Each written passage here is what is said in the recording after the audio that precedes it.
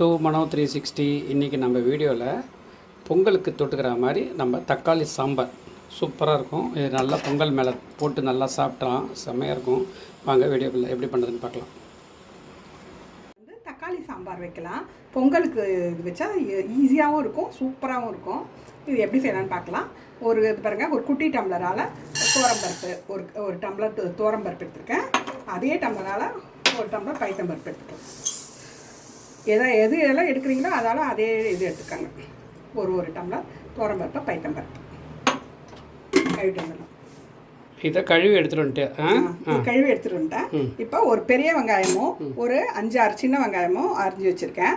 4 தக்காளி அரிஞ்சு வச்சுருக்கேன். அதில் எல்லாமே போட்டுக்கலாம்.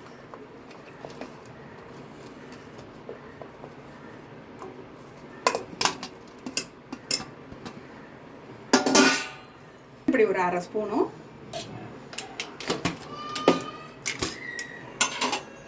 சாம்பார் மிளகாடி 2 ஸ்பூன் போட்டுக்கலாம்.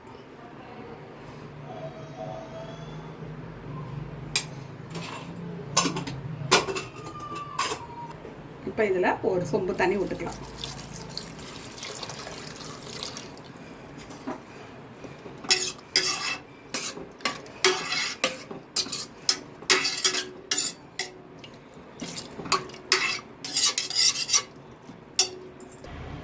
நல்லெண்ணெய் கொஞ்சம் விட்டுருங்க.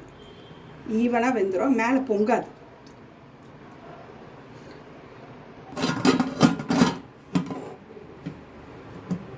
திறந்து விட்டுக்கலாம்.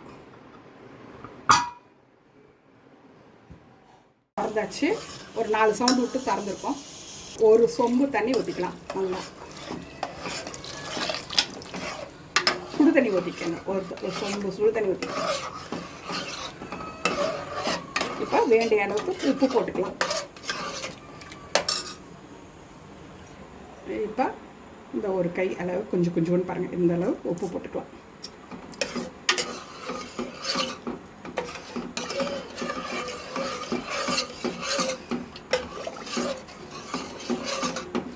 கொதிக்கட்ட ஒரு 5 நிமிஷம் 10 நிமிஷம் கொதிச்சாச்சு. நல்லா 10 நிமிஷம்ன்றதா 5 நிமிஷம் அதுதான் போதும். கொதிச்சாச்சு நல்லா. இப்போ நம்ம ஒரு தாளிப்பு கொடுக்கலாம். இதெல்லாம் கொஞ்சம் ஊற்றிக்கிட்டு ஒரு குட்டி ஸ்பூன் நெய் விட்டுக்கோங்க.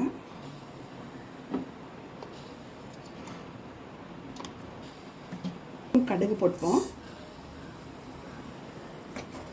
1/2 ஸ்பூன் சீரகம் போட்டுக்கலாம். 1/4 ஸ்பூன் வெந்தயம் போட்டுக்கோங்க. 2 காஞ்ச மிளகாய், பெருங்காயத்தூள் நல்லா மழை சார மாதிரி போட்டுக்கணும். நல்லா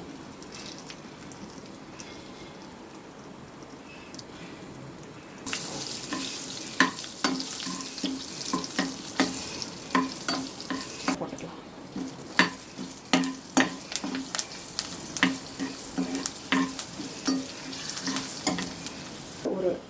ஒரு குட்டி ஸ்பூன் நாட்டு சக்கரை இல்லை வெல்லம் போட்டுக்கலாம். அது நல்லா டேஸ்ட்டை என்ஹான்ஸ் பண்ணி கொடுப்போம்.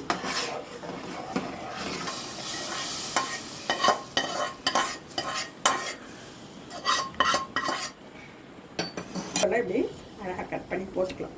கொத்தமல்லி